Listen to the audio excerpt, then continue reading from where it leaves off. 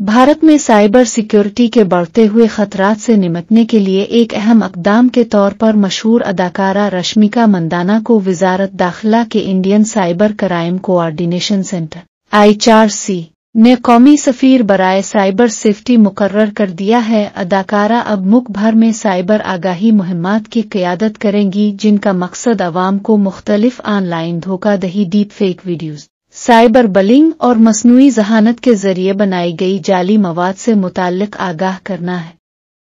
रश्मिका मंदाना ने अपनी नई जिम्मेदारी के बारे में बात करते हुए कहा कि साइबर जराइम एक संगीन और वसी खतरा है जो अफराद, कारोबार और कम्युनिटीज़ को मुतासिर करते हैं। मैंने खुद इसका तजर्बा किया है और इसलिए मैं उन मसाइल के बारे में शऊर उजागर करने के लिए पुरज़्म हूँ। अदाकारा खुद भी साइबर जराइम का शिकार रही है जब उनकी एक deep fake video social media पर वायरल हो गई थी।